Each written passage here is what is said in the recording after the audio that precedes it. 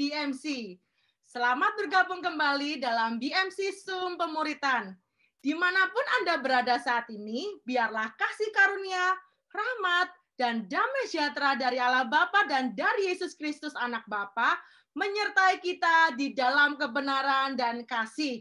Dan biarlah firman Tuhan dan merenungkan firman Tuhan menjadi kesukaan kita siang dan malam, sehingga kita menjadi seperti pohon yang ditanam di tepi aliran air, yang menghasilkan buahnya pada musimnya, yang tidak layu daunnya, dan apa saja yang kita perbuat pasti berhasil. Bersama dengan saya, Lydia Pratama, saya yang akan menjadi host di BMC Zoom Pemuritan pada kali ini. Pada kesempatan kali ini, kita bersama-sama akan belajar bagaimana untuk kita bisa menang atas dosa masa lalu. Masa lalu dapat dikatakan sebagai kenangan dan masing-masing orang pasti memilikinya, baik itu menyenangkan ataupun menyedihkan. Semua masa lalu pasti memberikan dampak yang berarti di dalam kehidupan setiap kita. Masa lalu yang buruk seringkali dipakai oleh iblis untuk menghambat kita masuk dalam rencana Tuhan. Karena iblis tahu bahwa manusia mudah menjadi lemah dan mudah untuk diintimidasi. Sehingga kita menjadi sering menghakimi diri kita sendiri maupun orang lain. Bahkan seringkali kita tidak mau mengampuni diri kita sendiri maupun orang lain. Sehingga banyak orang yang merasa berdosa dan kemudian melarikan diri dari hadapan Tuhan karena merasa tidak pantas dan malu untuk bertemu dengan Tuhan. Masa lalu yang buruk juga akan menghambat kita untuk mengembangkan potensi yang ada pada diri kita. Sehingga tidak jarang hal tersebut membuat kita merasa bosan dengan kehidupan ini, ataupun kita merasa bahwa hidup kita adalah sia-sia. Tentunya kita tidak mau hidup kita seperti itu, bukan? Oleh karena itu, kita harus berdiri dan mengalahkan semua itu. Saya yakin dan percaya setelah sahabat BMC mengikuti Zoom Pemuritan kali ini, akan muncul orang-orang yang luar biasa, orang-orang yang dahsyat, orang-orang yang unstoppable di dalam Tuhan. Semangat sahabat BMC, kita pasti bisa bersama Tuhan Yesus. Amin. Bersama dengan kita ada Bapak Gembala BMC, Bethany Miracle Center, yaitu Pastor Lukas Kusuma, dan juga narasumber kita kali ini adalah Pastor Debbie Bashir, yang akan memberkati setiap kita dengan firman-Nya. Sebelum Zoom Pemuritan ini dimulai, ada beberapa informasi yang perlu Anda ketahui. Setelah sesi pengajaran berakhir, maka akan ada sesi tanya-jawab. Sahabat BMC bisa bertanya dengan 3 cara. Teks ke nomor telepon 267 600 0011. Anda bisa juga mengirimkan pertanyaan lewat fitur chat di aplikasi Zoom. Sahabat BMC juga bisa bertanya di komen YouTube dengan channel Bethany Miracle Center selama acara ditayangkan secara live. YouTube channel Bethany Miracle Center hadir untuk memberkati Anda semua sahabat BMC setiap hari Senin sampai Sabtu dimulai jam 6 sore waktu Jakarta atau setiap jam 6 pagi waktu New York dengan berbagai program yang tentunya akan menjadi berkat. Program-program itu adalah Mesbah Mujizat, Inspirasi Mujizat, Pesan Gembala, juga Miracle Worship. Wow, banyak sekali kita akan mendapat berkat dari sana. Ayo, sahabat BMC, jangan sampai ketinggalan kabar baik ini ya. Sahabat BMC bisa like, komen, subscribe, dan share video untuk teman dan kerabat sahabat BMC. Tentang ibadah raya Bethany Miracle Center akan ditayangkan pada setiap hari Minggu jam 9.50 malam waktu Jakarta atau 9.50 pagi waktu New York. Bagi Anda yang tinggal di Philadelphia dan sekitarnya, ayo ikut ibadah onsite di Bethany Philadelphia jam 8 dan jam 10 pagi. Anda bisa registrasi di www.bethanymmiraclecenter.org dimulai dari hari Selasa. Bulan Desember adalah salah satu bulan yang penuh dengan berkat Tuhan yang luar biasa. Saya pribadi, saya paling suka bulan Desember. Kenapa? Karena BMC akan mengadakan rangkaian perayaan Natal yang sangat banyak sekali untuk anak-anak, untuk orang dewasa, bahkan sampai akhir tahun. Sahabat BMC bisa catat tanggal-tanggalnya ya. Perayaan Natal untuk BKC, Bethany Kids Church, yang akan diadakan pada hari Sabtu 18 Desember jam 6 sore. Christmas Eve Celebration pada hari Jumat 24 Desember jam 7 malam. Christmas Celebration pada hari Sabtu 25 Desember jam 10 pagi. Christmas Sunday Service pada hari Minggu 26 Desember akan diadakan secara online jam 10 malam waktu Jakarta atau 10 pagi waktu New York bersama dengan Pastor Petra Vanggidae, Pastor Gilbert Lumoindong, dan Pastor Lukas Kusuma tentunya. The last but not least, mari kita akhiri dan masuk tahun yang baru di dalam hadirat Tuhan.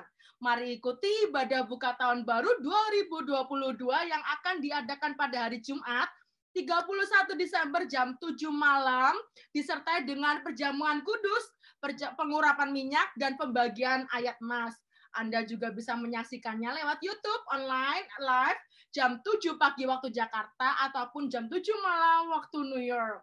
Baik, kita tidak akan berlama-lama lagi, segera kita akan memulai Zoom pemuritan ini. Tentunya dimulai dengan doa terlebih dahulu.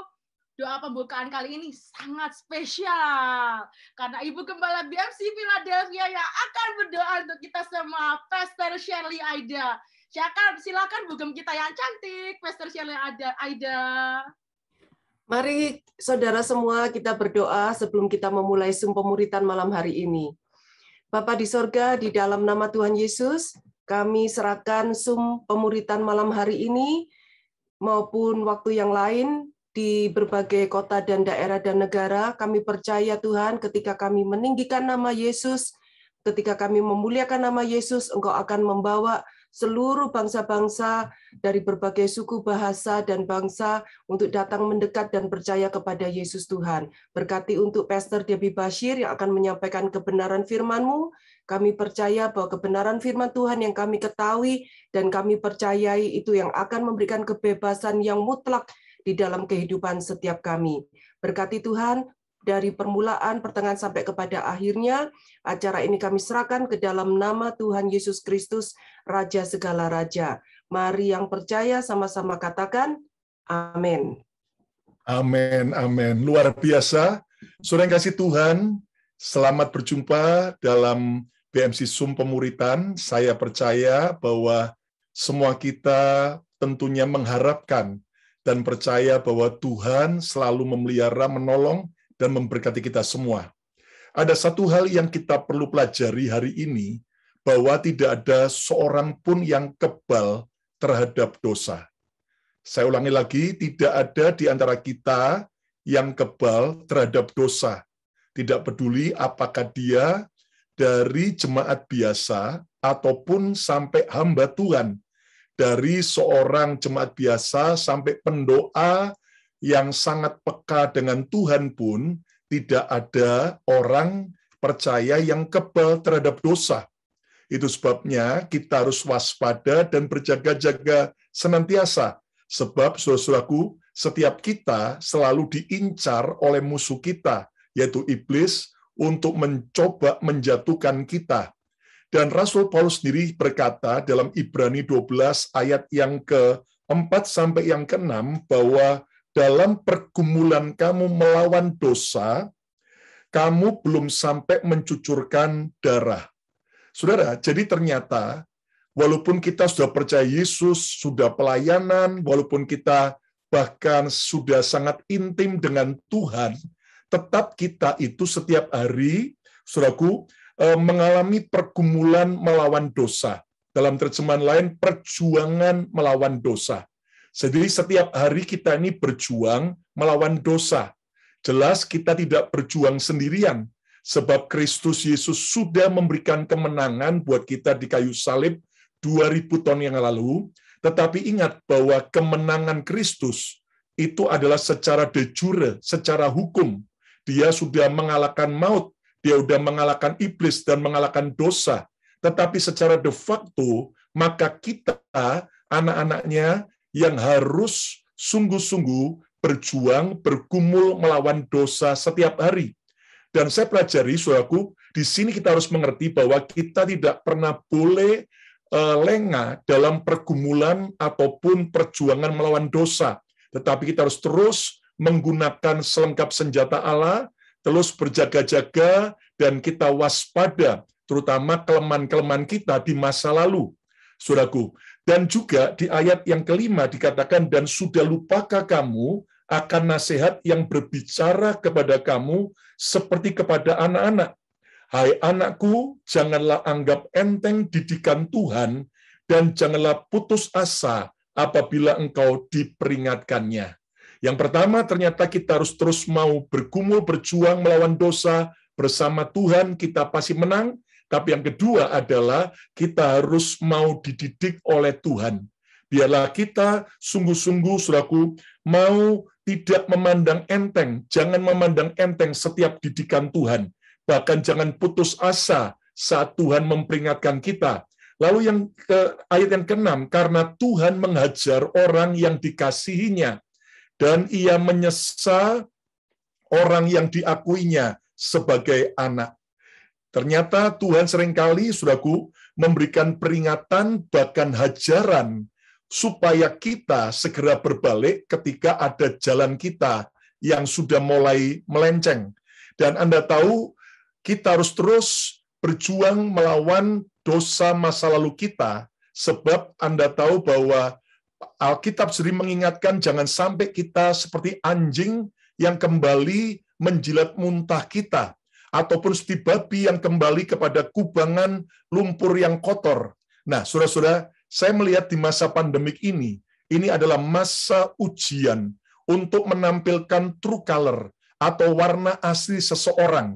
Dan lihat ketika masa lalunya, dia adalah orang yang terikat dengan mungkin perzinahan, kelemahan soal seks, saudaraku, maka kalau dia tidak berjaga-jaga, maka akibatnya dia bisa kembali jatuh. Kalau kelemahannya adalah kesombongan, keserakahan, atau cinta akan uang, dan kalau kita tidak waspada, maka itu bisa membuat kita jatuh kembali. Tetapi kalau sampai kita jatuh, mari kita bangkit kembali. Jangan terus tinggal dalam kejatuhan, tapi segera bertobat, segera minta kasih karunia Tuhan, bangkit dan belajar dari kesalahan kita, supaya kita akhirnya benar-benar menjadi anak-anak yang menang dari setiap dosa kita. Itu sebabnya tadi firman Tuhan berkata, jangan anggap enteng didikan dan peringatan dari Tuhan. Itu sebabnya hari ini, mari kita akan belajar bersama-sama dalam BMC Sum Pemuritan, seorang hamba Tuhan yang akan memberkati kita semua. Itulah Pastor Debbie Basir yang akan menyampaikan sebuah tema penting, menang atas dosa masa lalu. Puji Tuhan. Selamat pagi Bu Debbie di Indonesia. Selamat pagi. Wah, Selamat luar biasa. Ibu Gembala dan semua yang lihat di YouTube. Shalom, shalom. Silakan Bu Debbie. Iya, ini langsung ya Pak kita ya. Langsung aja Bu. Jadi nggak pakai nyanyi-nyanyi ya. Yuk kita sama-sama berdoa dulu ya sebelum kita mulai. Bapa, kami mengucap syukur Tuhan. Semua yang kami lakukan tidak ada lain, hanya kerinduan untuk mencari kehendak dan perkenanan Tuhan dalam hidup kami. Bahkan semua kegiatan-kegiatan kami, baik itu lewat online, lewat apapun, adalah sebuah kerinduan, sikap hati kami yang rindu mengerti kehendak Tuhan dalam hidup kami. Terutama hari ini, sebuah pembahasan yang sangat luar biasa untuk kami bisa melupakan, meninggalkan dosa masa lalu kami. Tuhan berbicara bagi kami dan sampaikan isi hati-Mu bagi kami, supaya kami mengerti Tuhan apa yang mau dan hidup kami boleh dibebaskan dari segala ikatan dosa. Dalam nama Tuhan Yesus kami berdoa mengucap syukur, kami sambut kebenaran firman-Mu. Haleluya, amin, amin, amin. Iya, ini cukup luar biasa ya saudara firman ini ya, temanya hari ini yang diambil, karena memang di dalam pelayanan saya pun saya menemukan ada begitu banyak orang yang dia nggak bisa bangkit, dia nggak bisa melihat banyak hal karena ya dosa masa lalu. Kalau dikatakan di sini menang atas dosa masa lalu, ya ada dua kata yang luar biasa, menang dan dosa masa lalu. Ya, jadi Apa yang sudah disampaikan Pak Lukas tadi itu benar ya, bahwa tidak ada satu orang pun yang bebas dari dosa. Sehebat apapun dia mau doa sehari 20 kali, mau basa roh sehari berapa jam, namanya dosa ya tetap dosa, apalagi kita ini daging. Ya, jadi dan saya percaya juga kalau kita bicara sih tentang dosa masa lalu, semua orang pasti punya masa lalu. Ya, pasti punya satu pengalaman masa lalu. Kalau saya coba tanya di sini satu persatu, wah pasti itu ceritanya panjang ya. Saya yakinlah kita semua pasti punya dosa masa lalu itu. Tetapi hari ini ya mari kita mau belajar sama-sama bagaimana kita bisa menang terhadap dosa masa lalu itu. Oke, kita semua pasti pernah melakukan kesalahan. Tetapi saya melihat saudara banyak akibat dari dosa masa lalu yang tidak dibereskan itu berdampak di masa kini, dan itu sangat luar biasa dampaknya. Bahkan ya kemarin ada seorang ibu yang konseling dengan saya, dia bilang, "Bu, saya ini ya sekarang terancam rumah tangga saya mau bercerai. Kenapa? Karena saya jujur Bu, saya memulai pernikahan itu saya nggak jujur dengan suami. Saya itu memiliki dan melakukan banyak dosa-dosa sebelum saya bertemu dengan dia. Ya, contoh saya pernah melakukan persinahan dengan laki-laki lain yang dulu mantan pacar saya. Akhirnya saya menikah akhirnya rumah tangga kami tidak berbahagia ya, pokoknya kacau ribut. Singkat cerita, suami saya itu tahu dari orang lain tentang masa lalu saya.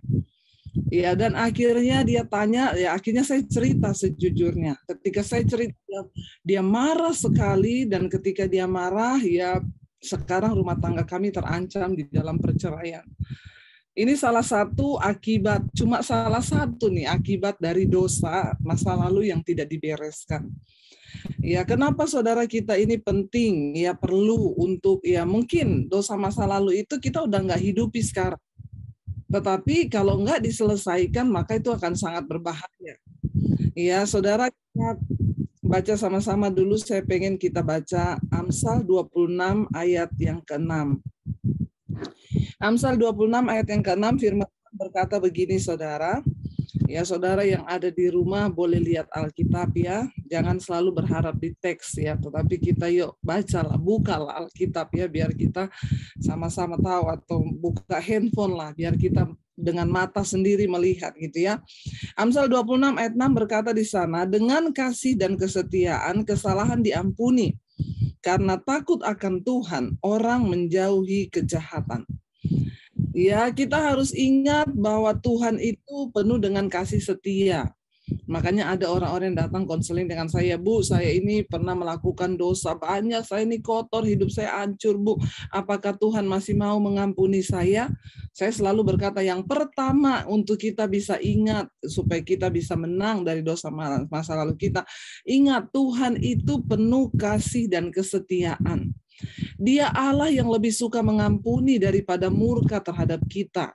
Tetapi sekarang harus ada respon dari kita, timbal baliknya dari kita manusia itu apa? Ayat ini berkata, dengan kasih dan kesetiaan kesalahan diampuni. Karena takut akan Tuhan, orang menjauhi kejahatan. Yang pertama, saudara, ingat, ya Tuhan itu bukan Tuhan yang selalu murka, selalu mau menghukum kita, tetapi Dia Tuhan yang penuh dengan kasih dan kesetiaan. Dan apapun dosa kita, ketika kita mengakui di hadapan Tuhan, maka Tuhan pasti akan mengampuni. Nomor satu, bagaimana kita bisa beres dari dosa masa lalu? Akui itu di hadapan Tuhan. Ya, akui itu di hadapan Tuhan. Lalu ketika kita mengakui, biarlah kita terus hidup takut akan Tuhan. Nah, sekarang pertanyaannya saudara, nanti mungkin ini di dalam pertanyaan bisa dibahas nanti banyak ya, kita lebih leluasa membahasnya. Soal mengakui, iblis itu adalah salah satu oknum yang sangat suka dengan apa yang ditutupi. Ya, setan itu selalu membujuk kita untuk menutupi. Jangan diakui, tutupi aja. Ya. Kalau cuma di hadapan Tuhan kita mengakui, mungkin kadang masih iya, tetapi ada dosa yang saya rasa itu perlu diakui kepada manusia. Ya, contoh seperti yang Ibu tadi ngomong, dia menikah, dia pernah melakukan dosa di masa lalu dengan pacarnya, tapi itu dia nggak akui sama calonnya ketika mereka mau menikah. Lalu ketika menikah terjadilah perang yang luar biasa. Saya kalau orang konseling datang berkata, Bu, saya ini mau menikah, Bu, tapi saya ini sudah pernah melakukan ini. Menurut Ibu bagaimana? Apakah saya harus mengakui itu kepada calon saya atau biarin aja, Bu, ditutupi? Saya yang pertama selalu ngomong, ya berdoa dulu. Kamu berdoa, tanya sama Tuhan. Kalau memang kamu sejahtera untuk kamu nggak ngomong, ya silakan. Tapi selalu ada konsekuensi. Ya, karena kita nggak pernah tahu ya, contoh kayak itu udah lama menikah tiba-tiba terbuka, terkuak ya dari mulut ke mulut, mungkin ada yang menyampaikan, dan itulah cara kerja iblis. Di mana sih sesuatu yang bisa ditutupi itu nggak mungkin, saudara ya. Jadi saya bilang kalau saya secara hamba Tuhan menasihati, lebih baik diakui di depan. Tapi kalau dia tidak menerima saya, Bu, sebagai istri atau suaminya, ya berarti itu bukan jodoh dari Tuhan. Tapi sebaiknya diakui dosa masa lalu. Karena kalau enggak, itu ke depan akan sangat berdampak lah. Tuhan itu suka dengan keterbukaan. Ya bergumul, jangan takut, pokoknya melangkah. Kalau dia enggak terima, ya sudah, berarti dia bukan jodohmu dari Tuhan.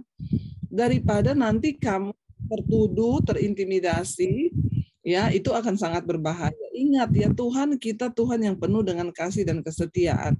Kesalahan kita akan diampuni ketika kita mau bertobat sungguh-sungguh, saudara ya. Kita baca, saudara, saya juga pengen kita lihat sama-sama ya di dalam Mazmur 130 ayat yang ketiga. Jadi yang pertama tadi, bagaimana supaya dosa kita bisa diampuni, akui itu di hadapan Tuhan nomor satu. Akui, datang aja, Tuhan, aku ini berdosa. Aku melakukan ini. Yang kedua, kita baca sama-sama Mazmur 130 ayat yang ketiga. Jika engkau ya Tuhan mengingat-ingat kesalahan-kesalahan, siapakah yang dapat tahan? Tetapi padamu ada pengampunan, ayat 4, supaya engkau ditakuti orang. Ingat yang kedua, saudara, kita jangan mau diintimidasi iblis tentang dosa-dosa masa lalu kita. Kenapa? Karena Tuhan pun tidak mengingat-ingat.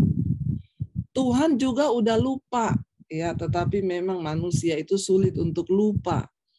Padahal Tuhan itu sudah lupa.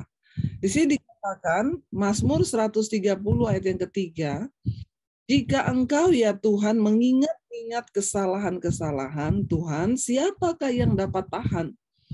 Bayangkan kalau Tuhan kita itu ingat-ingat salah kita, saudara. Ya, siapa yang dapat tahan berdiri di hadapan Tuhan? Kalau Tuhan ingat terus, waduh, kita ini hidup udah tiap mau doa Tuhan ingat loh, lu dulu tuh pernah salah loh, ingat loh, dulu pernah lu begini, lu pernah begini. Ya, mungkin ya istri kita ingat-ingat terus. Ya, mungkin suami juga terus ya, jangan ketawa, ini bukan cuma buat istri, para suami juga. Tapi untungnya, bersyukurnya kita nih Tuhan itu enggak ingat-ingat. Tuhan tuh nggak pernah ingat, walaupun istri ingat terus, iya nggak bapak-bapak ya, istri itu ingat terus kan. Kesalahan kita sering diungkit-ungkit ya. Demikian juga suami ya, ibu-ibu ya, suami kita itu juga selalu ingat-ingat ya. Tapi kita bersyukur kita punya Tuhan yang nggak ingat-ingat dosa kita. Bayangkan saudara, kalau Tuhan ingat terus tiap hari kita ini diintimidasi, mesti mau doa, ingat loh, lu kemarin tuh gini-gini. Tapi udah, kita harus percaya ketika kita mengakui dosa kita, Tuhan mengampuni kita. Sudah selesai.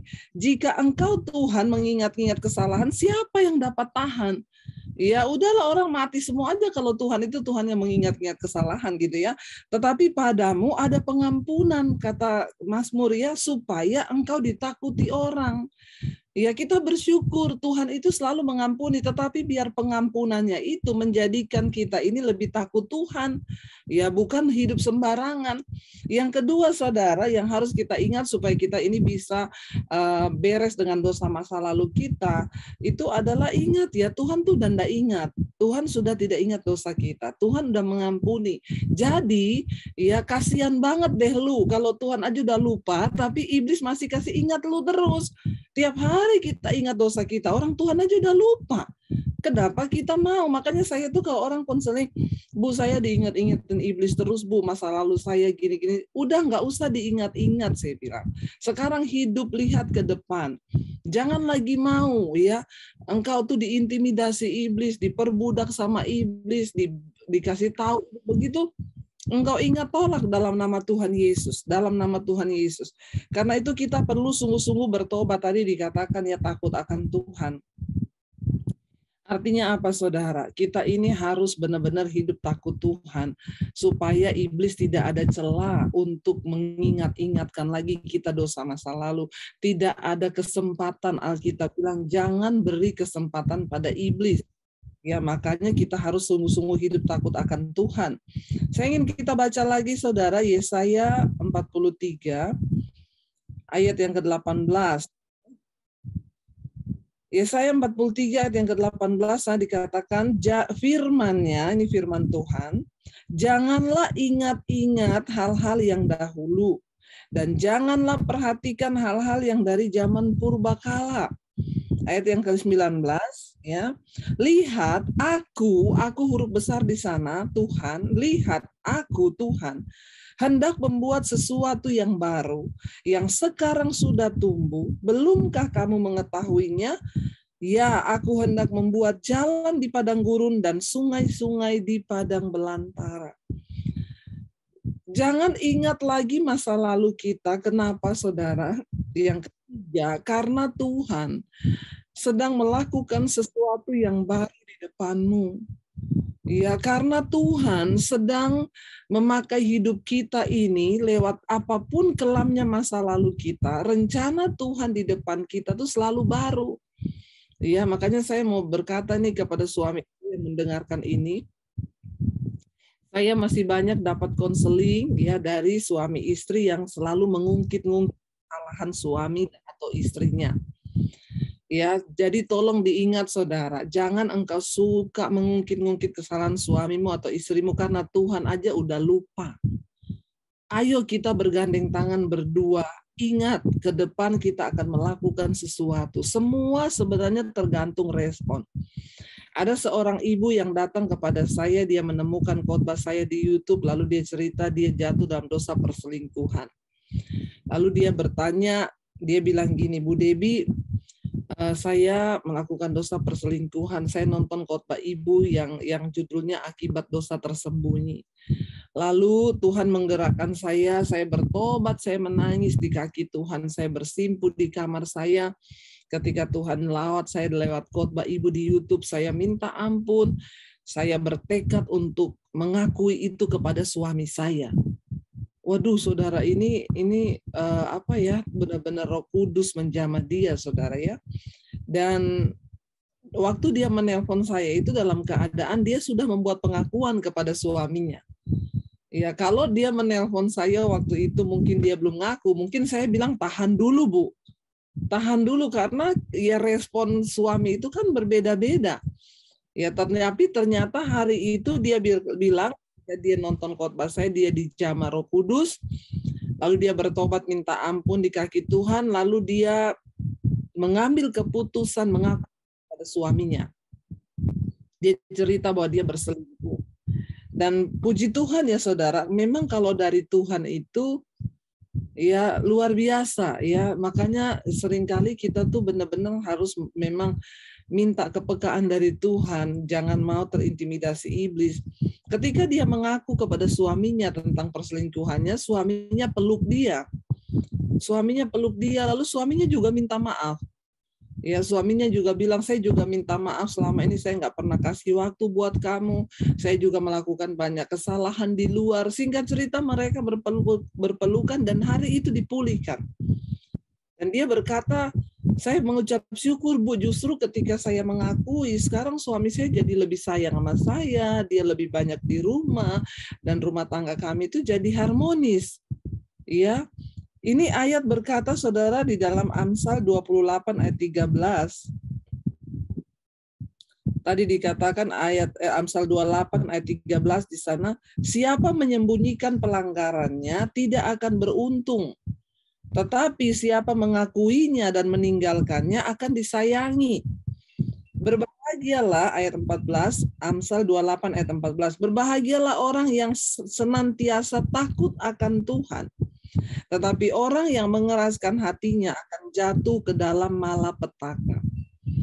Ya, saya melihat saudara, apa yang ibu itu alami, ya itu benar-benar tuntunan Tuhan. Dia tiba-tiba nangis di kaki Tuhan, lalu dia mengambil keputusan untuk mengakui dosanya di hadapan Tuhan. Dan bukan cuma itu, dia mengambil keputusan untuk mengakui di depan suaminya. Saya tuh waktu itu tanya, Bu, kekuatan apa yang bisa membuat ibu mengambil keputusan untuk ngomong ke suami saat itu? Dan ya saya bilang, saya bersyukur juga waktu itu ibu nggak telepon saya, nggak tanya saya ya. Kalau ibu tanya saya, mungkin saya bilang jangan diomongin dulu, Bu. Karena ya kita benar-benar harus berdoa dan pastikan itu dari Roh Kudus atau bukan, karena resikonya berat. Ya tetapi kalau memang itu Tuhan yang jamah ibu, dia bilang, saya dapat kekuatan dari Tuhan, Bu, saat itu, karena saya percaya, Bu, dengan saya mengakui kepada suami, itu akan menjadi satu cara membuat saya terlepas dari dosa ini. Karena kenapa? Saya berulang kali sudah mencoba menjauhi selingkuhan saya, tapi tetap nggak bisa karena nggak ada yang tahu, cuma mereka berdua. Tapi ketika dia mengakui, saudara, ada pihak ketiga yang tahu. Ya, jadi dia akhirnya mendapat kekuatan untuk benar-benar lepas. Ya, makanya ayat ini benar berkata, siapa menyembunyikan pelanggarannya tidak akan beruntung. Tetapi siapa mengakuinya dan meninggalkannya akan disayangi. Ingat Bapak-bapak, kalau hari ini engkau menyimpan dosa dan engkau tidak mengakuinya, hidupmu tidak akan beruntung. Ya, tidak akan beruntung. Hidupmu tuh nggak akan berbahagia. Tetapi siapa mengakuinya dan meninggalkannya akan disayangi, kata firman Tuhan. Ya, dan berbahagialah orang yang senantiasa takut akan, tetapi orang yang mengeraskan hatinya akan jatuh ke dalam malapetaka. Ya, hari ini mari kita introspeksi, apakah kita ini masih menghidupi dosa-dosa masa lalu? Ya, atau kita memilih untuk mengakui dan meninggalkannya. Saya selalu berkata, saudara, orang yang paling berbahagia di dunia ini bukan orang kaya. Orang paling berbahagia di dunia ini orang yang hidup di dalam kekudusan dan perkenanan Tuhan. Kenapa? Tidak ada yang menuntut kita. Orang mau punya banyak uang sebanyak apapun, saudara, kepalanya puyeng, stres kalau dia menyimpan atau menyembunyikan dosa. Apalagi dosa dalam kenajisan, percabulan, itu terjadi di dalam tubuh. Jadi sulit untuk bisa dilepaskan. Kalau saudara hari ini mungkin yang menyaksikan ini, saudara sedang terikat dengan dosa, sebaiknya saudara cari hamba Tuhan yang bisa menuntun saudara untuk melepaskan dosa itu. Ya, saya bersyukur hari-hari ini banyak sekali yang datang kepada saya, homoseksual, lesbian, orang-orang yang berzina, yang berselingkuh. Mereka itu datang mengakui dosanya. Kenapa? Mereka bilang, karena saya nonton khotbah ibu. Roh Kudus mendorong saya untuk mengakui. Dia bilang, ibu, tidak ada orang lain yang tahu dosa ini, cuma ibu yang tahu. Tapi saya plong setelah saya membuat pengakuan. Ternyata saudara, kita mengaku aja, ya kita sudah mendapat damai sejahtera. Memang iblis itu suka nutupin terus supaya kita ini hilang damai sejahtera. Ya, iblis itu kerjaannya mengintimidasi. Itu kayak satu cerita dulu ya. Ada 2 orang anak, saudara. Mereka itu ya di satu rumah dapat tugas kerja, pokoknya kalau sore itu cuci piring. Ya, satu kali anak mama papanya itu keluar kota, anaknya yang kecil ini pecahkan piring kesayangan mamahnya. Ya, lalu dia langsung sembunyikan piringnya, dibuang di tempat sampah. Tapi ternyata kelihatan sama kakaknya. Jadi ya tiap hari kalau dia mau berangkat sekolah, ya uang jajannya diminta sama kakaknya, sini kasih saya separuh. Dia bilang, kenapa? Kamu pecahin piringnya mama kan? Kalau kamu nggak kasih, ya saya lapor loh ke mama. Setiap hari saudara, anak ini terintimidasi terus. Setiap hari kakaknya menjadikan itu sebagai senjatanya. Kalau kamu nggak kasih, saya lapor loh kamu ke mama. Kamu pecahin piringnya mama. Lama-lama saudara dia stres kan. Anak orang seperti ini kan stres lah. Dia nggak kasih, dia dituduh, dia ngaku tahu, tapi lama-lama dia berpikir, kalau saya kayak gini terus, ya sampai kapan hidup saya terintimidasi terus begini? Sudah mengalami kerugian, diancam. Akhirnya satu kali dia mengambil keputusan, daripada saya diancam, lebih baik saya datang ke mama, saya akui. Lalu dia datang kepada mamanya satu kali, dia mengalahkan segala ketakutannya. Mama, saya mau minta maaf. Kenapa? Saya itu berapa hari lalu pecahin piringnya mama. Ya ternyata responnya mama ini, oh udah enggak apa-apa, nanti gampang bisa beli lagi. Begitu besok pagi dia mau berangkat sekolah, kakaknya ngomong, mana uangmu separuh?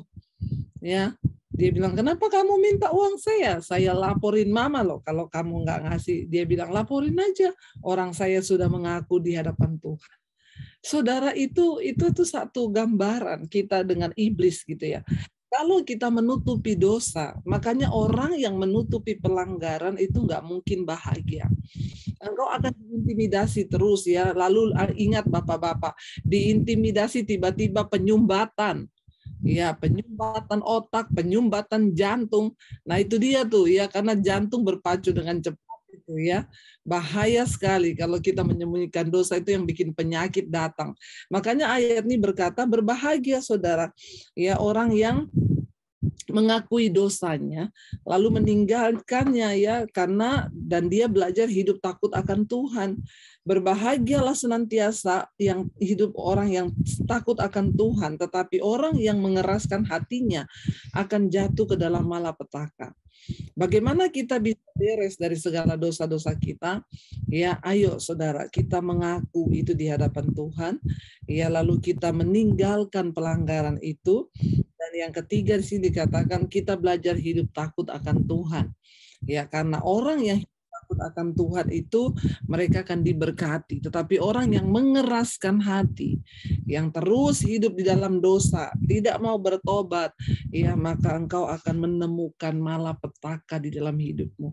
Saya yakin dan percaya saudara, hari-hari ini ya, hari-hari kita melihat hari-hari yang sulit di depan kita. Kita melihat ada begitu banyak tantangan di depan kita.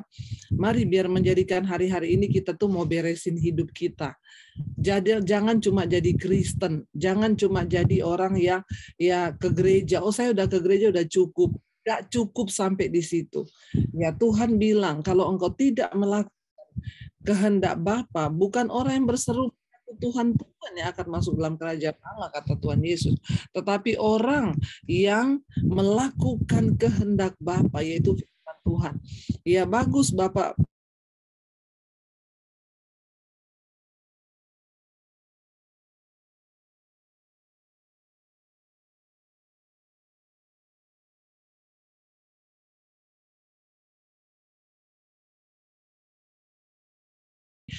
masih terintimidasi dan tidak bisa leluasa untuk melakukan pekerjaan pelayanan Tuhan. Kenapa? Karena intimidasi iblis. Dan saya percaya ya, ketika kita ini mau sungguh-sungguh mengakui di hadapan Tuhan, maka Tuhan mengakui kita, dikatakan dia bukan Tuhan yang mengingat-ingat. Jadi jangan lagi ingat-ingat hal-hal yang dari zaman purbakala. Ya, lihat, aku hendak membuat sesuatu yang baru di depanmu. Mari kita sosong masa depan yang penuh harapan. Tolak iblis, tolak intimidasi iblis. Tetapi satu syarat, kita sudah benar-benar beres. Nah, kalau kita belum benar-benar beres hari ini, ya ayo kita mau beresin hidup kita. Diakui, ditinggalkan, lalu kita belajar hidup dalam kebenaran. Ya, dan mungkin saudara ya, nanti kita lewat pertanyaan-pertanyaan lebih luas ya pembahasannya. Mungkin bisa Pak dibuka ruang pertanyaannya. Oke, luar biasa. Kita sungguh diberkati dengan apa yang disampaikan. Saudara sekalian, saya tertarik tadi bahwa orang yang bahagia adalah orang yang benar-benar hidup kudus dan hidup dalam perkenanan Tuhan. Seringkali ada banyak orang, saudaraku, cara berpikirnya kebalik. Wah, kalau saya hidup kudus, saya menderita, ini nggak boleh, itu nggak boleh. Tapi justru Bu Debbie mengajarkan buat kita, justru ketika kita hidup dalam kekudusan, kita tuh bahagia. Ya, saya menemui ada banyak orang yang terikat dengan dosa perjinahan, mereka itu sampai muak, Ya, mereka itu sampai mau benar-benar meninggalkan. Ya, awalnya memang menyenangkan. Jadi ketika saudara dan saya sudah lepas hidup kudus, wow, itu sangat bahagia.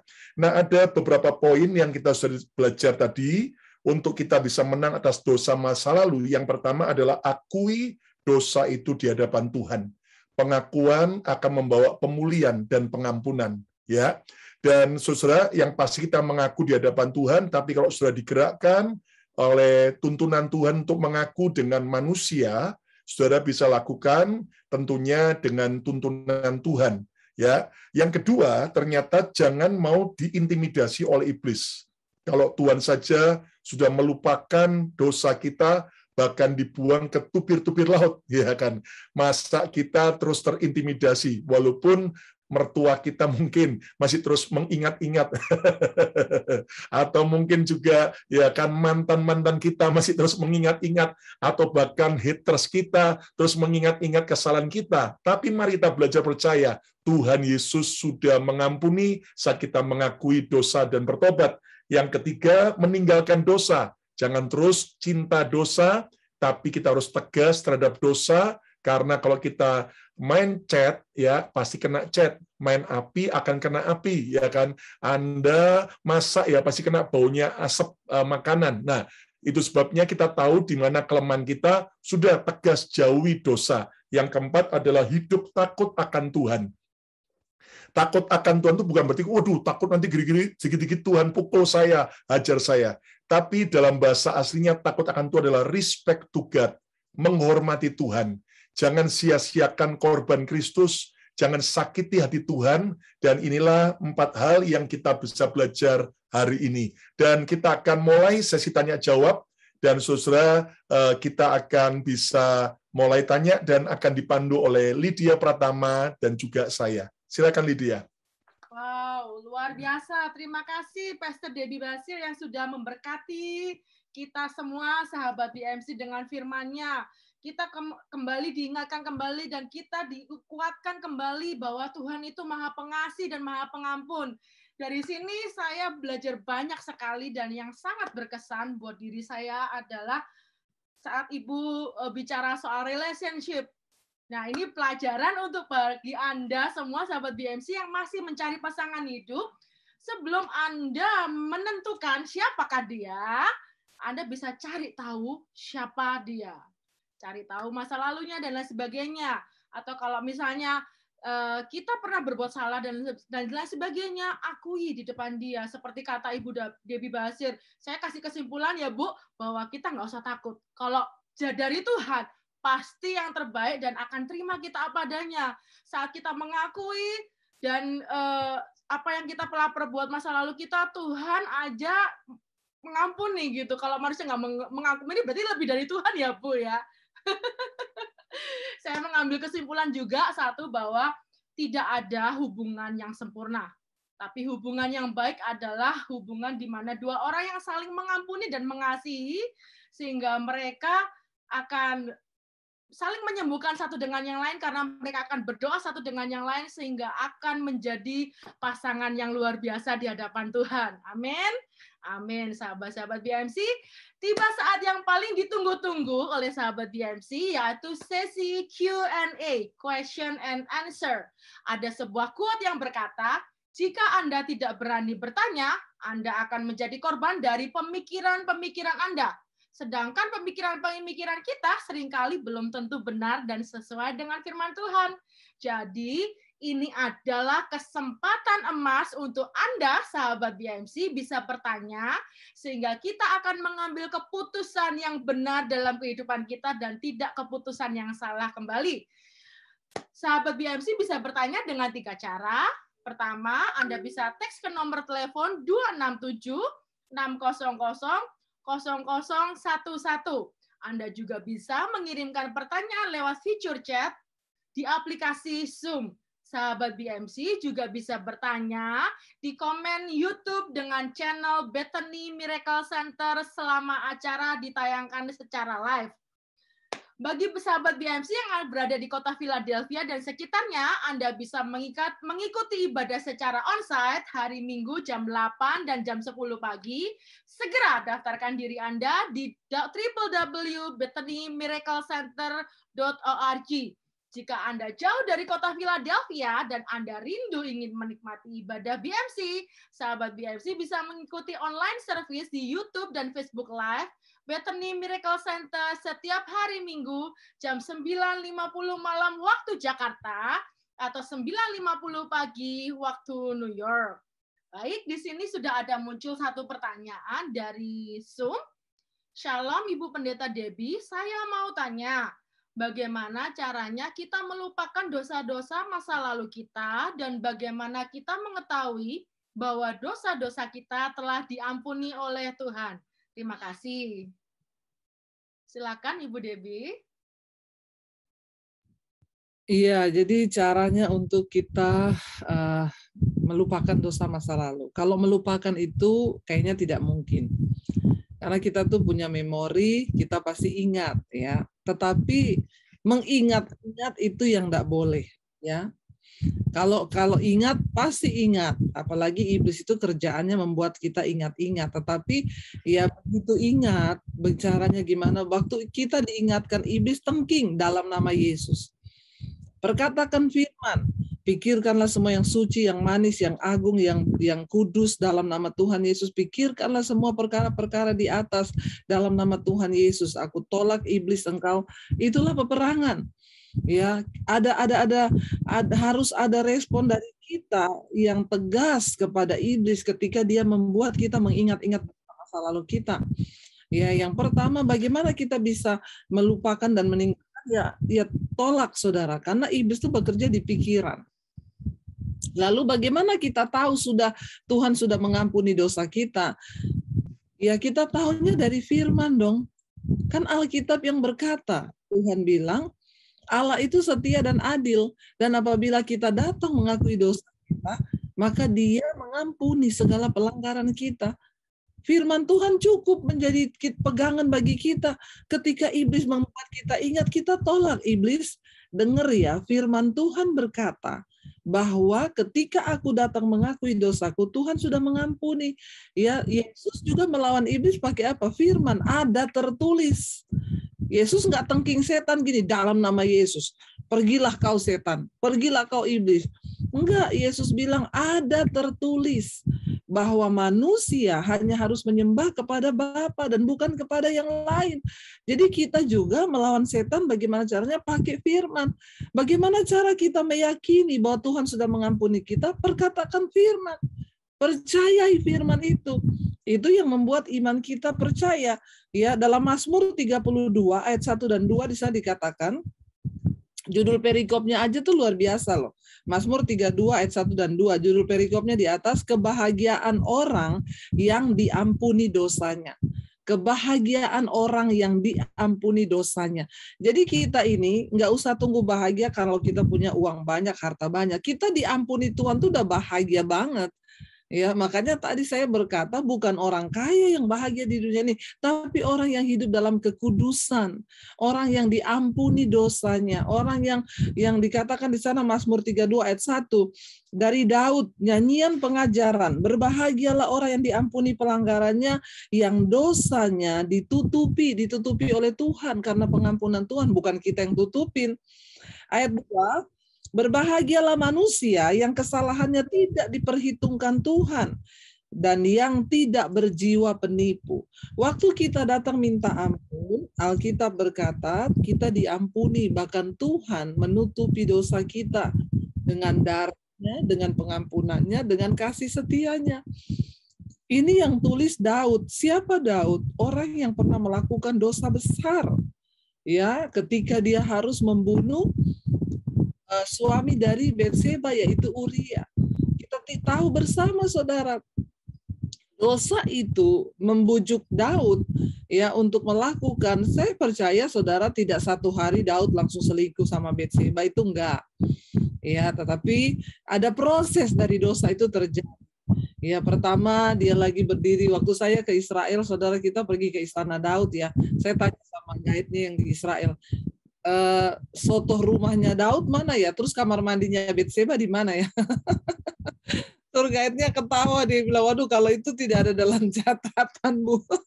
Enggak, saya pengen cari tahu kenapa Daud bisa lihat Batseba mandi. Tapi kan memang kalau saudara yang pernah pergi ke sana ya, kita lihat itu kan istana Daud tuh tinggi ya saudara, di atas di bawah itu kan rumah-rumah ya Pak Lukas ya. Itu kan di bawah rumah-rumah. Jadi memang mungkin kelihatan kali dari atas ya ke bawah. Nah, dosa yang Daud lakukan itu ketika dia sebenarnya pertama kali kan bukan dosa, cuma mata dulu melihat ada wanita mandi. Ya, dia lihat ada wanita mandi, rambutnya panjang pirang gitu ya, bodinya seksi. Sebenarnya kalau Daud langsung stop di situ, langsung dalam nama Yesus, bukan ya itu kalau kita sekarang gitu ya, dalam nama Yesus. Kalau dia itu kan ada Roh Kudus, Alkitab berkata Daud berapi Roh Kudus. Ya sebenarnya kalau dia langsung tengking itu nggak ingat-ingat kan tidak akan terjadi dosa. Masalahnya dia resapi, dia renungkan apa yang dia lihat.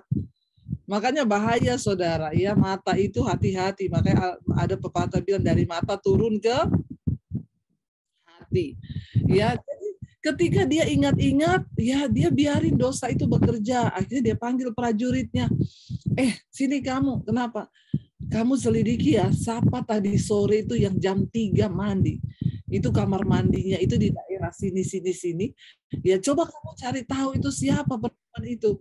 Ya rambutnya panjang, pokoknya gini. Ya kalau ketemu bawa dia ke sini. Ya prajuritnya pergilah. Ini dosa yang tadinya cuma dari mata. Akhirnya berbuah kepada tindakan kan. Daud mengikuti apa yang matanya lihat, keinginan hati berbuah, dari mata turun ke hati, lalu kepada kehendak. Ini masalah tubuh, jiwa, dan roh ini, saudara. Akhirnya dia suruh orang cari. Berbuah kepada kehendak. Akhirnya orangnya, prajuritnya cari. Ketemulah, dia bilang, Raja, saya ketemu. Siapa? Namanya Batseba. Udah nikah belum? Udah. Suaminya Uria sih, lagi pergi perang tapi. Ajak dia ke sini. Lah saudara, akhirnya prajuritnya pergi. Ya Batseba disuruh datang ke istana raja. Ya siapa yang nggak mau raja gitu ya. Yang panggil nih raja. Ya luar biasa ini saudara. Apalagi kalau memang dia punya roh pelakor. Ya wah ini yang panggil raja ke istana raja ini ya. Datanglah dia saudara. Ya mungkin di Philadelphia tahu nggak istilah pelakor itu ya, jangan ada dicari kamus lagi, itu bahasa gaulnya orang Jakarta tuh, pelakor, perebut laki orang. Lalu akhirnya dia pergilah saudara ke istana. Ya sampai di sana kita tahu bersama dosa yang dari mata Daud lihat, membayang-bayangkan, mengingat-ingat, berbuah pada kehendak, akhirnya terjadilah hal-hal yang diinginkan. Jangan bilang tidak diinginkan. Ada orang konseling sama saya, Bu, saya selingkuh. Ini yang konseling sama saya, oma-oma umur 60. Bu, saya selingkuh, Bu. Pertama saya itu khotbah di satu ibadah wanita. Selesai dia datangi saya, Bu Debbie, saya minta nomor HP, Bu. Buat apa, Bu? Saya mau cerita sama Ibu. Nggak usah di HP, saya kan ada di sini. Ibu cerita aja sekarang, mumpung saya ada waktu. Enggak, Bu. Saya nggak tega, Bu. Nanti aja kalau Ibu pulang. Saya ini udah umur 60 loh, Bu. Saya bilang, oh iya. Ya udah saya pulang, dia telepon, dia bilang, Bu, saya tadi oma yang tadi di gereja minta nomor HP Ibu. Ya kenapa, Bu? Saya tuh doakan saya, Bu. Saya jatuh. Ya saya pikirannya kan oma umur 60 jatuh, yuk pasti kepleset lah di kamar mandi kan. Jadi saya bilang, Oma, makanya kalau jalan hati-hati, Oma. Ya lihat-lihat licin, apalagi musim hujan, pelan-pelan. Bukan itu, Bu, jatuhnya. Lah terus apa jatuhnya? Orang umur 60 ya jatuh kepleset lah. Saya selingkuh. Hah? Saya kaget, saudara. Selingkuh, Oma? Jadi yang saya tanya pertama kali, Oma minum vitamin apa? Ya kok vitaminnya ampuh banget loh ya. Umur 60, Oma, saya bilang, Oma orang tuh kalau sudah umur 60 itu udah siap-siap, Oma sebentar lagi di absen.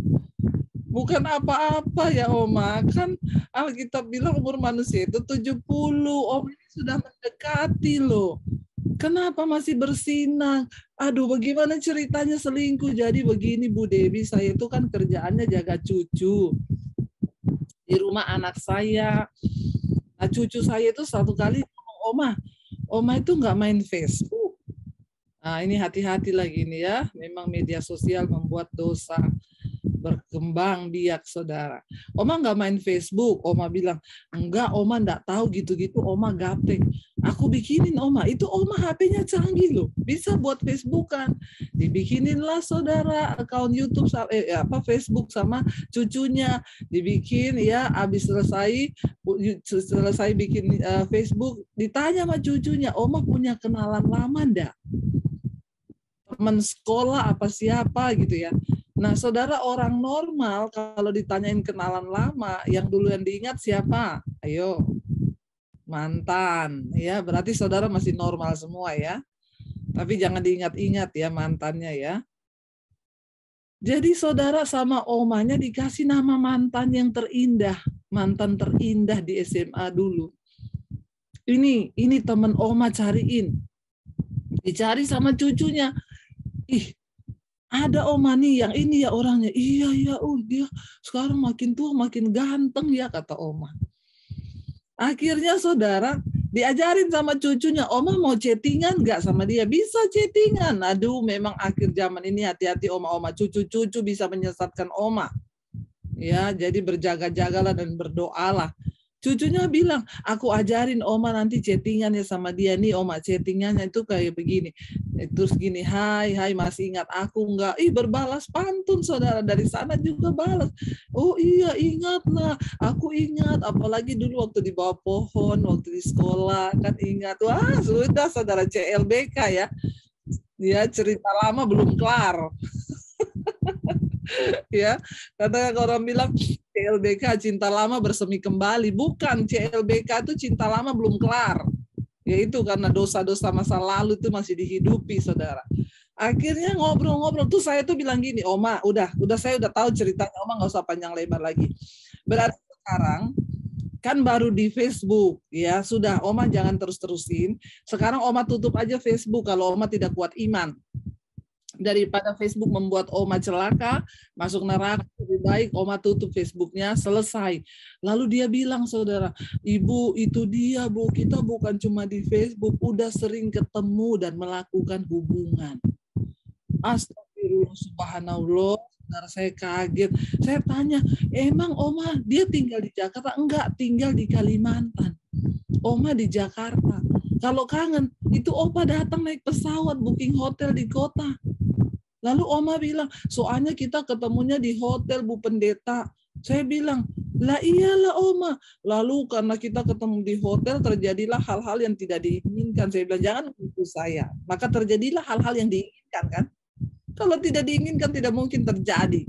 Oma bertobat, oma. Saya bilang, oma bertobat. Makanya Bu, saya dengar khotbahnya itu, saya kayak ditampar-tampar. Kalau nggak ketampar, saya tendang loh, oma.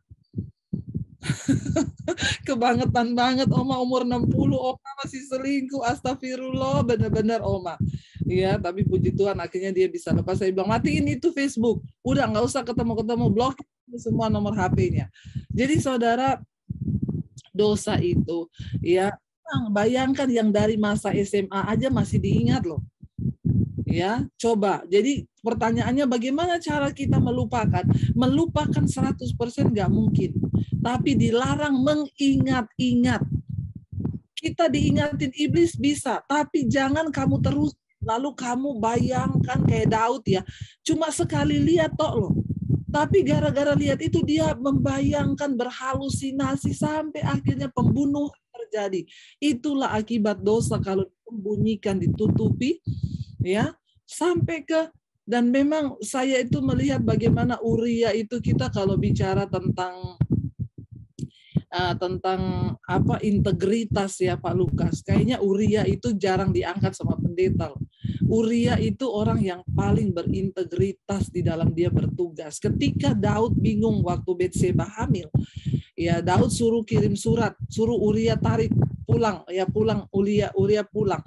Daud mau menjebak supaya Uria tidur sama istrinya kan, biar dipikir dia yang menghamili istrinya. Lihat, ketika orang menyembunyikan dosa, akan timbul 1000 dosa lain yang akan terus dia lakukan karena dosa yang ditutupi itu. Uria dibawa pulang ke istana Daud. Daud bilang, kamu pergi tidur sama istrimu, mungkin istrimu udah kangen kamu. Ini jahat, saudara. Bahkan orang yang diurapi Tuhan jadi jahat karena menyembunyikan dosa. Akhirnya Uria itu ngomong, enggak tuanku. Semua prajurit di medan pertempuran sedang mempertaruhkan nyawa mereka. Terus tuanku suruh saya pulang senang-senang sama istri saya? Enggak. Dia memilih tidur di sotoh istana Raja Daud. Dia nggak mau pulang ke rumah. Sampai Daud akhirnya bikin dia mabok, dikasih minum supaya pulang. Tetap nggak pulang. Ini baru bilang kalau bicara tentang integritas orang prajurit ini Uria nih Pak. Ya, enggak mau dia. Dia bilang, teman-teman saya sedang menarik nyawa di sana. Saya suruh pulang bersenang sama istri saya, enggak Pak. Saya akan tetap di istana sini. Sampai akhirnya Daud kehilangan cara. Bahkan prajurit terbaik pun harus dibunuh. Karena apa? Akibat dosa yang ditutupi. Dia tulis surat bahwa ini Uria membawa surat kematiannya. Jahat enggak Daud? Kamu bawa surat ini kasih ke panglima perang, padahal itu surat kematiannya sendiri. Di mana Daud berkata, kamu taruh Uria di barisan paling depan. Lalu kalau musuh datang, tarik semua pasukan. Biarkan Uria yang mati terbunuh di sana. Ngeri nggak saudara? Itu akibat kalau kita simpan dosa. Mungkin saudara belum lihat akibat dosa itu sekarang. Tapi ingat, dosa yang ditutupi itu akan membunuh hidupmu, membunuh rohanimu, bahkan mematikan semua hal-hal yang luar biasa yang Tuhan taruh dalam hidup kita. Ya mungkin begitu ya Ibu ya pertanyaannya. Terima kasih Bu Debbie buat jawabannya. Saya punya kesimpulan bahwa dosa tidak mengenal usia ya Bu ya. Umur berapapun kita harus jaga kekudusan, dan lebih baik kalau kita punya komunitas ya Bu sepertinya, jadi saling menjaga. Seperti itu. Ini tadi ada pertanyaan, kalau tadi tentang relationship bahwa kalau jodoh dari Tuhan sebelum sebelum menikah bisa tanya dan sebagainya. Tapi kalau jika kondisinya seperti ini Bu, sudah menikah dan seperti yang Ibu tadi sempat bilang, punya masa lalu, dosa masa lalu yang belum sempat diakui dengan pasangannya. Kemudian mau mengakuinya di hadapan pasangannya, cuman takut kalau nanti tambah terjadi hal-hal yang tidak diinginkan. Bagaimana? Atau pasti ada konsekuensinya sepertinya. Tapi memang orang akan berbeda-berbeda reaksi. Kalau misalnya ada konsekuensinya yang akan terjadi, apakah yang akan saya kerjakan? Terima kasih Bu Debbie. Iya, kalau seperti itu sekarang kita kembali kepada tuntunan pribadi Tuhan. Ya, jadi ya kita juga nggak bisa ikut katanya pendeta, oh harus begini, harus begitu, harus begini.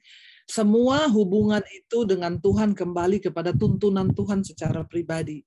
Ya, ada orang-orang yang dia memang didesak oleh Roh Kudus untuk mengakui, tetapi ada orang yang ya memang apa ya, kayak kemarin tuh saya ada orang yang datang, dia mengaku, Bu, saya ini punya dosa yang saya sembunyikan. Iya, dan saya sekarang mau tanya sama Ibu, ya apa yang harus saya lakukan dengan dosa ini? Lalu ya saya tanya dosa apa itu? Jadi gini Bu, saya dulu pacaran dengan yang sekarang suami saya, tapi waktu saya pacaran sama dia, saya selingkuh sama mantan pacar saya dulu. Jadi saya tiba-tiba hamil Bu. Tapi saya tahu hamil saya ini anak mantan saya, bukan anak suami saya. Ya, dan akhirnya kami menikah, Bu. Nah, setelah menikah itu ya saya tahu ini anak-anaknya mantan saya, Bu, bukan anaknya suami saya. Lalu sampai dia gede, dia besar, sekarang dia sudah belasan tahun. Saya tertuduh terus, Bu. Ya, apa yang harus saya lakukan dan apakah saya harus mengakui itu kepada suami saya? Saya bilang, Bu, ya di dalam mengikut Tuhan itu juga ada yang harus kita perhitungkan. Ya, sekarang anak itu sudah berumur belasan tahun, ya, dan keadaan nggak ada yang tahu, cuma ibu dengan Tuhan yang tahu. Dan sekarang ibu harus memikirkan kalau ibu mengaku di depan suami, akan ada banyak yang terluka. Yang pertama, rumah tangga ibu pasti berantakan, suami terluka, anak itu pun akan tertolak dan mungkin masa depannya akan hancur. Ya, kalau saya sih ibu menasihati, yang penting sudah cukup ibu mengaku itu di hadapan Tuhan. Dan sekarang ya ibu kan sudah bertobat, ibu nggak lagi melakukan dosa itu dan ketemu lagi mantan. Ibu enggak, Bu, sejak saya menikah dengan suami saya udah nggak pernah ketemu dia. Ya udah, itu cukup. Tuhan juga sudah mengampuni ya, dan Tuhan juga sudah melepaskan berkat. Sudah, ibu simpan itu sendiri dan jangan mau lagi dituduh iblis, Bu, karena ya namanya kehidupan itu semua orang pasti punya cerita. Yang penting ibu udah beres dengan Tuhan. Ya, kita bukan mau menipu ya, tetapi keadaan yang memang kita harus perhitungkan. Ada orang-orang yang akan terluka. Anak itu sendiri masa depannya akan hancur. Kalau dia tahu bahwa dia lahir dari sebuah hubungan yang tidak benar, ya bahkan suami ibu pun juga akan, yang penting ibu sekarang sudah mengaku kepada saya. Jadi saudara, penting pengakuan itu ya kepada Tuhan dan kepada manusia. Manusia itu sebisa mungkin ya kepada hamba Tuhan yang bisa dipercaya untuk menjaga rahasia iman. Jadi dia juga berkata, iya Bu Debbie, saya sekarang plong banget saya ngaku ke ibu karena selama ini saya menyimpan ini sendiri, Bu. Tetapi saya tahu saya harus bikin pengakuan di hadapan Tuhan. Dan saya bersyukur saya sudah bisa curhat ke ibu, lalu saya berdoa buat dia, setelah itu dia plong. Ya, tapi dia nggak perlu mengakui itu depan suaminya, karena itu akan lain cerita lagi, karena nggak semua manusia siap menerima ya konsekuensi, apalagi kita harus menghancurkan depan anak itu. Ya, ada hal-hal memang yang harus kita perhitungkan. Terima kasih. Jadi ternyata memang harus lihat tuntunan Tuhan, Bu, ya. Iya. Tidak semua harus mengaku terhadap manusia, karena ternyata saya juga cukup tahu ada pengajaran dari satu kelompok di mana memang memegang ayat bahwa dalam Yakobus kalau kita mengaku dosa kita kepada sesama, saling mengaku, maka kamu akan sembuh. Memang untuk diampuni kita sama Tuhan, tapi kalau untuk sembuh kita perlu mengaku sama manusia. Nah, ternyata mengaku pada manusia itu, saudaraku, ada orang yang setelah terima camp itu langsung dia mengaku sama istrinya kalau dia pernah selingkuh, bla bla bla bla bla. Justru akibatnya istrinya shock, bahkan akhirnya bunuh diri. Sang istri bunuh diri. Nah, itu jelas sesuatu yang kurang berhikmat. Jadi saya mengatakan bahwa saling mengaku dosa itu tentunya perlu sekali punya komunitas rohani, punya bapak rohani, punya sahabat rohani, juga punya anak rohani, di mana kita tidak selalu harus mengaku dengan orang yang bersangkutan kalau orang itu tidak siap. Nah, kisah tragis itu terjadi akhirnya istrinya nggak siap dan bunuh diri. Ada juga kasus yang lain sampai akhirnya ketika pulang camp, istrinya malah waktu dengar itu, sejak itu istrinya minta cerai dan tidak lagi mau melayani hubungan seks. Karena ternyata istrinya merasa dikhianati, merasa dibohongi selama puluhan tahun dalam pernikahan. Nah, jadi saya setuju dengan yang Bu Debbie sampaikan tadi bahwa perlu sekali untuk minta tuntunan Tuhan. Memang untuk sembuh perlu pengaku dengan manusia, tapi bukan kepada orang sembarangan. Terutama kepada pasangan kita kalau memang dia sudah cukup dewasa rohaninya, seperti yang tadi Bu Debbie awalnya sampaikan bahwa ada, saudaraku, orang-orang yang dituntun Tuhan. Tadi begitu dia sang istri mengaku sama suaminya, justru suaminya semakin sayang, dicintai, ya kan? Tetapi sekali lagi, saudara, itu sebabnya kita perlu berhikmat. Wah, ini luar biasa nih. Jadi keseimbangan ya Bu ya. Perlu tuntunan Tuhan. Kalau memang Anda masih bimbang, tanya sama hamba Tuhan, saya sebaiknya mengaku kepada pasangan saya atau tidak. Nah, tapi yang paling penting bukan soal pengakuan.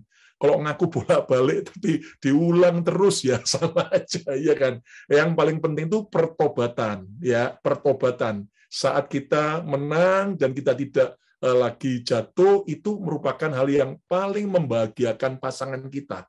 Ya, jujur, siapa sih kita yang tidak pernah jatuh dalam dosa? Tetapi ketika kita ngaku biar 1000 kali sama pasangan kita, tapi kalau kita jatuh kembali ya, itu tidak akan membuat pasangan kita bahagia. Tapi yang penting kita menang dari dosa. Ya, Bu Depi, ini ada satu pertanyaan dari Sarawak, Malaysia. Wah, ya jauh-jauh ini juga.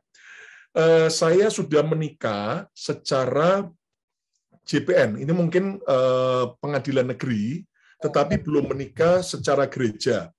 Nah, pertanyaan saya, apakah berarti pernikahan kami itu sudah sah ataukah masih dianggap berzina karena belum diberkati di gereja? Silakan, Bu. Iya, sebenarnya kan kalau kita itu menempatkan Tuhan nomor 1, ya justru pemberkatan itu yang sebenarnya yang terpenting ya, karena kita meminta berkat Tuhan. Ya lalu kita izin atau kita dinikahkan di kepemerintahan itu sebagai ya legalnya kita di dalam hukum negara. Jadi dalam kita hidup ini kan ada 2 hukum. Hukum Tuhan dan hukum negara. Ya dua-duanya kita harus patuhi. Ya kalau orang yang di dalam Tuhan, ya kalau saya ya secara pribadi, ya tentunya ya nomor 1 Tuhan. Makanya kan juga kita meminta berkat ya daripada itu, berarti kita mengakui bahwa hukum Tuhan itu yang terutama di hidup kita. Tapi kita juga tidak boleh melalaikan hukum negara karena nggak bisa timpang. Kalau satu hal saja yang nggak baik, kalau satu juga cuma satu toh juga tidak baik. Jadi sebaiknya dua-dua. Tapi bersyukurlah Ibu kalau hari ini Ibu ya menyadari sehingga Ibu bertanya. Ya berdoalah Bu, minta pemberkatan. Nggak perlu pesta, yang penting pemberkatan. Ya Ibu dilepaskan pemberkatan oleh hamba Tuhan, nggak perlu berpesta, itu sudah cukup. Jadi gitu aja. Mungkin Pak Lukas tambahin, Pak. Silakan Bapak Lukas, apakah ada tambahan? Oke. Ini ada pertanyaan, tadi sempat disinggung oleh Bapak Lukas Kusuma, Pastor Lukas Kusuma, soal bunuh diri. Kebetulan juga ada pertanyaan soal bunuh diri. Apakah orang bunuh diri masih bisa dapat pengampunan dengan didoakan pengampunan? Terima kasih, Bu. Maksudnya setelah dia mati, didoakan pengampunan, begitu? Iya, sepertinya begitu, iya. Kalau saya itu sekali lagi begini, hak orang masuk surga atau neraka itu bukan pendeta yang menentukan.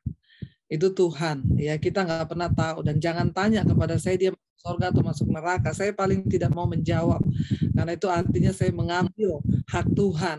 Ya, tetapi ya Tuhanlah yang satu saat akan mengambil. Tapi kan kita tahu tindakan bunuh diri itu salah. Kita tahu tindakan bunuh diri itu dosa, tetapi untuk menghakimi, ya biarlah Tuhan yang pasti akan menghakimi dengan seadil-adilnya. Kita nggak tahu, tetapi yang pasti ya tindakan bunuh diri itu ya urusan kita tuh diampuni atau tidak sebenarnya urusan pribadi kita dengan Tuhan. Apalagi kalau orang udah mati didoakan pengampunan kan ya nggak bisa lah saudara ya, karena Tuhan mendengar hatinya dari pribadinya. Makanya saya kenapa selalu berkata kepada jemaat, jangan titip-titip doa sama pendeta, datanglah sendiri kepada Tuhan. Ya itu kan supaya ini karena Tuhan melihat hati kita, Tuhan melihat pribadi kita, bukan doa pendeta sehebat apapun. Ya kita mau doakan saudara diberkati atau diampuni pun, kalau saudara sendiri tidak membuka hati buat Tuhan, ya tidak akan menerima berkat dari Tuhan. Jadi keselamatan nggak bisa diwakili. Itu urusan pribadi-pribadi kita dengan Tuhan. Begitu. Ya, betul sekali Bu, keselamatan adalah urusan kita masing-masing. Dan untuk membereskan dosa juga urusan kita masing-masing dengan Tuhan, dan kita mengakui di hadapan manusia, di hadapan hamba Tuhan. Ini ada pertanyaan lanjutan dari tadi yang pertanyaan pertama. Yang tadi pertanyaan pertama adalah, Shalom Ibu Pendeta Debbie, saya mau tanya bagaimana cara melupakan dosa yang tadi Bu ya. Ini ada kelanjutan pertanyaannya. Kalau misal kita mengakui kesalahan atau dosa-dosa kita, utamanya kepada pasangan kita, bukankah tadi menurut Ibu sebaiknya kita melupakan dosa-dosa masa lalu kita? Nah, kalau kita mengakui dosa-dosa kita, bukannya kita masih ingat-ingat lagi, Bu? Ya, kan tadi kita barusan membahas ya. Yang pertama, diakui kepada Tuhan. pengakuannya itu pertama kepada Tuhan. Jadi Alkitab berkata berbahagialah orang yang mengakui dosanya dan meninggalkannya.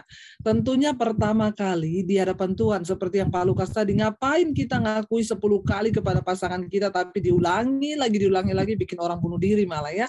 Jadi yang pertama itu pengakuan yang terutama kepada Tuhan, Bu. Pengakuannya itu kepada Tuhan lalu meninggalkannya. Tetapi ada dosa tertentu memang yang harus kita akui, itu pun sesuai tuntunan Tuhan. Ya, sesuai tuntunan Tuhan. Jangan tanya pendeta, tapi tanya Tuhan. Ya, saya tidak pernah mau memberi jawaban kalau orang bertanya itu, saya balikin, Ibu doa Bu sama Tuhan. Saya nggak mau salah juga Pak kalau saya ngasih tahu A, B, terus ternyata dia bilang ini gara-gara Bu Debbie ini saya cerai sama suami saya. Ya saya juga nggak mau. Saya bilang ya kalau Ibu mendapat tuntunan Tuhan seperti itu, ya silakan Ibu lakukan. Asal Tuhan loh yang tuntun. Jangan karena pendeta. Kalau saya memberitahu yang penting pengakuan kepada Tuhan. Nomor 1 mengakuinya kepada Tuhan, ya kepada manusia mungkin nomor 2, ya jangan langsung ke pasangan kita, mungkin ke hamba Tuhan tadi yang kita sudah bahas ya, yang supaya karena kalau seseorang itu menyimpan sesuatu, dia nggak akui, kan Alkitab berkata kita dibenarkan ya dengan hati kamu percaya, dengan mulut kamu mengaku, kamu dibenarkan dan diselamatkan. Nah ada kasus-kasus tertentu kita itu di hati itu akan terus diintimidasi kalau kita nggak akui itu kepada hamba Tuhan. Jadi jangan langsung ke pasangan, tapi kepada hamba Tuhan supaya saudara didoakan, diputuskan. Saya sudah mengalami banyak sekali orang yang mengaku, Bu, saya sekarang sudah plong. Sejak saya mengaku dosa saya sama Ibu, tidak sama Tuhan nomor 1, kedua sama Ibu, sekarang tidak ada lagi intimidasi iblis. Jadi begitu. Wow. Terima kasih Bu Debbie buat jawabannya. Ini ada pertanyaan.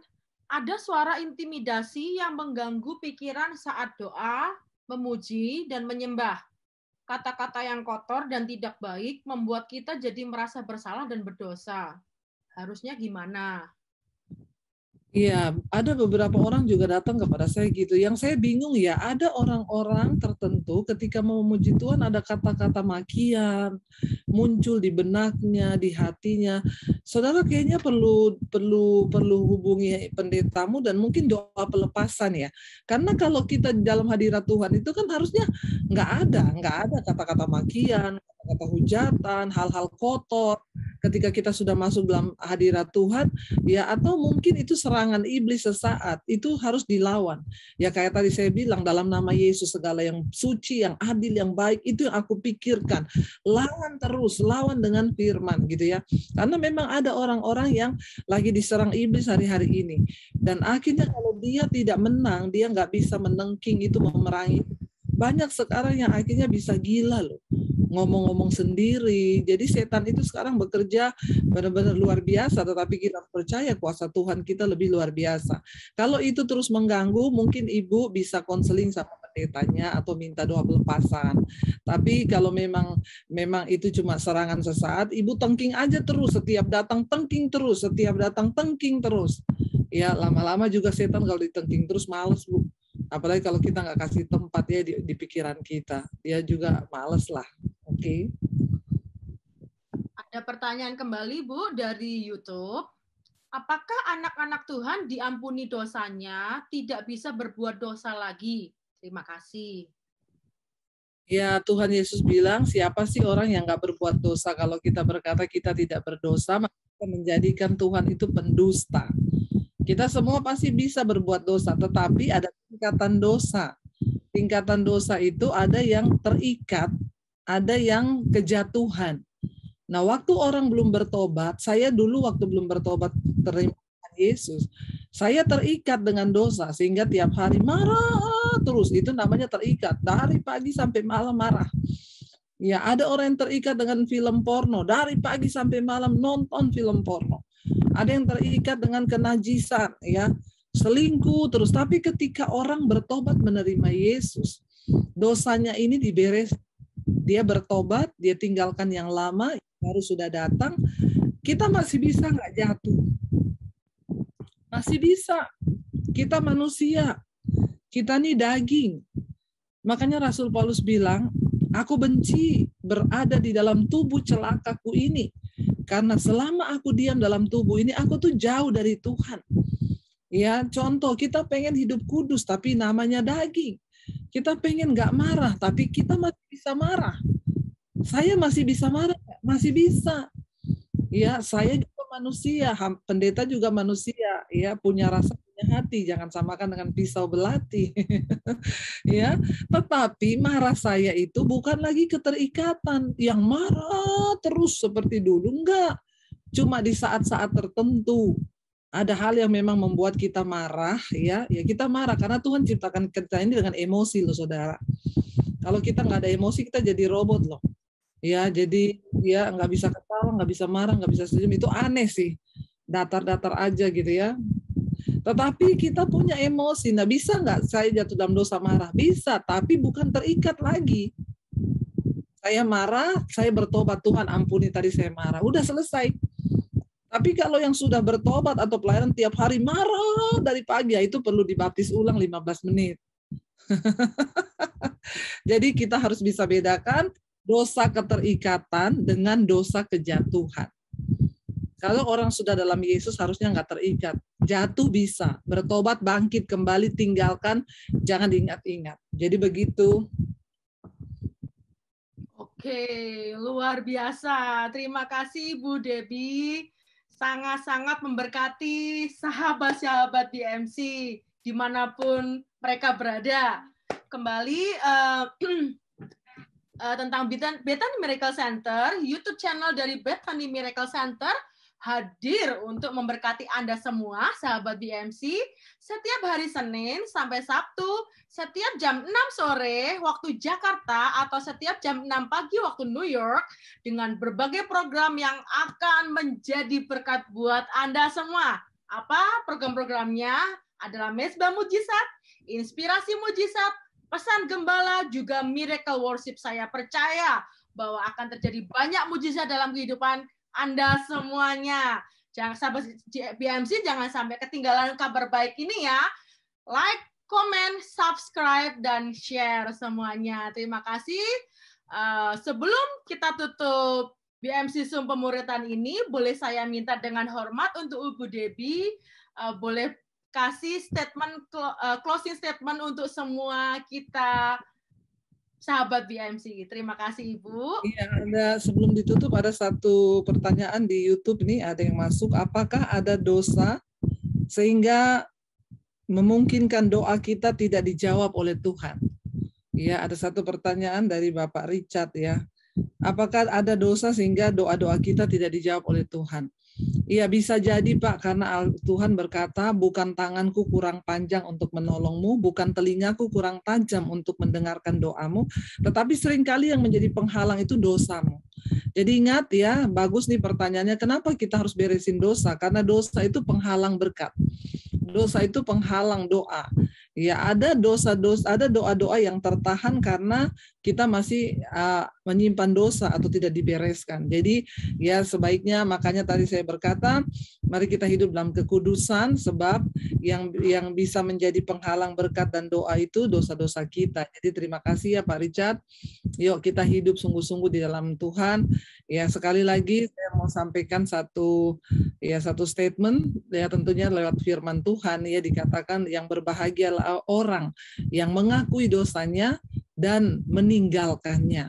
Ingat saudara, dosa tidak akan pernah membuat kita berbahagia, tetapi dosa akan membuat hidup kita semakin terpuruk, mengalami banyak malapetaka, bahkan kehancuran. Karena itu kita ada di bulan Desember ini, bulan Natal. Kristus datang ke dalam dunia untuk apa? Untuk membebaskan kita dari dosa. Jadi kebangetan, kalau kita sudah terima Yesus tapi kita masih bermain-main dengan dosa, itu artinya kita tidak sungguh-sungguh menghargai kedatangan Tuhan bagi kita. Tuhan memberkati. Wow, luar biasa. Terima kasih Pastor Debbie Basir. Sungguh kita semua telah belajar bagaimana menang atas dosa masa lalu, dan jelas kita percaya bahwa Kristus datang, kita telah dibebaskan dari dosa. Tetapi jangan terus bermain-main dengan dosa, benci dosa, kita harus jauhi dosa, tegas terhadap dosa, supaya kita terus hidup dalam kemenangan. Ingat bahwa kemenangan kita dalam bergumul melawan dosa itu adalah sesuatu yang harus kita lakukan terus sampai akhir hidup kita. Dan percayalah bahwa seperti yang Bu Debbie tadi katakan, orang yang bahagia bukan orang kaya, tapi orang yang paling bahagia adalah orang yang hidup kudus dan hidup dalam perkenanan Tuhan. Dan saya yakin bahwa apa yang Bu Debbie sampaikan akan memberkati kita. Terima kasih, kita terus mendoakan supaya Bu Debbie semakin dipakai Tuhan memberkati banyak orang. Mari kita akan berdoa bersama-sama. Tuhan, terima kasih buat semua anugerah Tuhan. Kalau kami sudah belajar dalam BMC Zoom Pemuritan ini, Tuhan memberkati setiap sahabat BMC, baik yang melalui Zoom maupun yang melalui YouTube, live maupun yang siaran ulangnya. Tuhan, kami percaya bahwa kami tidak mau, Tuhan, terus hidup di dalam kejatuhan dosa kami, tapi kami mau belajar minta anugerah-Mu untuk kami bangkit dan kami menang bersama dengan Tuhan. Kami tidak mau mendukakan Roh Kudus, kami tidak mau menyia-nyiakan korban Kristus dengan kami bermain-main dengan dosa, tetapi kami mau menghargai, hidup menghormati Tuhan, takut akan Tuhan ketika kami mau meninggalkan dosa, dan kami percaya bersama dengan Tuhan, pertolongan dan kekuatan Tuhan akan memampukan kami untuk menang dari dosa dari hari ke hari, bukan cuma di masa lalu, tapi hari ini bahkan sampai sepanjang umur hidup kami minta jaminan-Mu, kami minta pertolongan-Mu, kami minta anugerah-Mu untuk kami terus berjalan dari satu kemenangan kepada kemenangan bersama dengan Tuhan.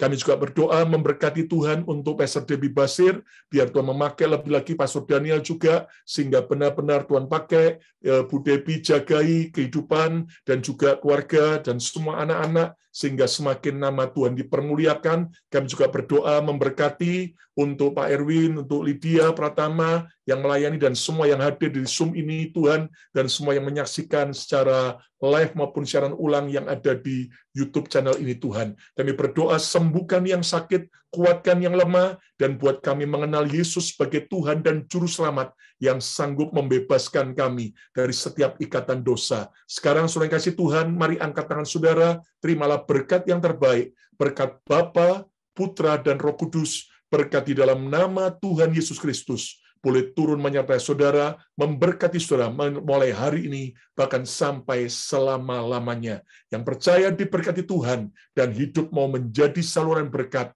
sama-sama katakan, amin, amin, amin, amin, amin.